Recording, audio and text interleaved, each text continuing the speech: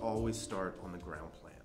I always that to me that is sort of the movement. That is sort of the heartbeat of the play, musical. That's the heartbeat of the piece. The traffic patterns and how if you have a good ground plan, you'll have a good piece. That stimulates the movement and the pulse of the writing, I think, and it also stimulates the director to think not this way, but to think this way. What are your actors? What are your people doing? How is all that three-dimensional? Something like this is a rendering that I did for Meet Me in St. Louis, and it's based on an old poster that was heralding the new Mountain Railroad or something like that. I thought it worked really well for the piece because it alluded to trains and trolleys. It's also 1911, which is the right period, and I just love the style. It has a kind of a great softness to it. So when I look at that research and I know I want to do a show drop using that, I'll start, as I was saying before, very loosely, and a lot of times I'll start with a pan, like a big pan, one that writes, not like this one, unfortunately. And I'll start to just like get a sense of where I think the shapes are, like the overall notion of what it is. And then I'll keep this and I just go through the process of refining it. So now I'll take these shapes and I'll look at the ones I really like. Well, we'll go over to a pencil. I usually don't go to pencil so quickly, but I know, alright, so it's going to come down here. It's going to have something like this. You know, this would be a very OG-like shape. So I'll do something like this here. So I'll keep doing this. You see that, you know, gets more and more refined from one step to the next. And keep going. This stuff is very, very cheap. So I'll use a lot of this. And I'll really start to work this out. You know, I'm kind of rushing through the process to give you a sense of it. You know, this will take, something like this would take me, you know, I'd spend a day just kind of working on this piece of art. This is the same piece of art. Now, this is all done in a pencil. And I did it just that same way. It started with something that looked very much like this, and I kept refining it and refining it and refining it. I really like to try to give the designers a lot of, I appreciate their creative process. I mean, I will not, unless it's a very specific thing that I need, I will generally not try to dictate things. I'll just say, okay, this is my concept of this thing.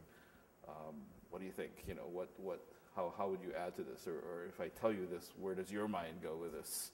Because you know you're the ones with the skills of designing the sets. That's not my strength. Otherwise, I'd be a designer myself too. But this is your strength, so I want to see what you can do with it. And generally speaking, I would say, you know, letting people have that imaginary freedom, I'll call it that, to sort of come off and come back with what they think, has led to some very interesting collaborations over the years. We have this lovely rendering from Rob that indicates that we have some shading going on, and he's given us a door as a suggestion here.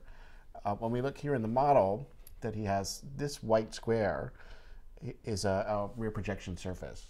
And in this particular production, we had a projector that was upstage. So he's really intending for this doorway or this entranceway to be in addition to the house, whether it's a hallway or a door or another room or something like that. So now we're going to figure out a way to illustrate what that is using some found photography. So here we have several, you know, different ideas right away, whether it's the far room or the sort of stained glass surreal look, or maybe it's as literal as trying to evoke some of the molding and a plant stand and something like that that might even be more literal. Let's see if we can actually get that down into the real scale of what it would be. So it would probably be like way down here. And then we might have to come in with our Photoshop talents and fill in around that. Or maybe that door replaces this door. And you can see quickly, you know, how that's a very rough idea, but we could quickly change what the tools of that are, and then create our own composite of what happens on that screen. Well, the difference that I find in designing for theater versus television is it's pretty much technical, I think. all those skills that we all learn, all those, the process that we go through in developing a set for the stage, it's pretty much on a linear par with what is happening in my experience with television. But the biggest difference for me artistically was really, I've always been also sort of a designer who was always sort of pretty much detail oriented. So maybe it wasn't a far or hard transition, but technically speaking is what I found really the difference was in the process, is that pretty much my experience with television is that you're dealing with the executive producer.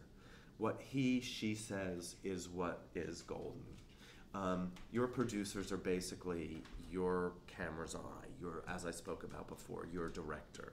They're pointing you in the direction, and you may be working with maybe 4 or 5 different directors, whether it's episodic, whether it's daytime, whether it's reality TV. There's a pool of directors that essentially are not stage managers, but are essentially moving the talent. And your creative vision is really through what the executive producer wants that piece to be, wants that full vision to be. And that was sort of the difference. One of the other things that's becoming much more possible with the use of the computer is actually showing the motion of the scenery in real time. And so we've been, for purposes of Memphis, we built actual 3D models, I say, of the set. We're able to use footage of a rehearsal and layer the 3D model of the set, the videotape of the rehearsal, and the proposed images for the projections, which I did the projections as well.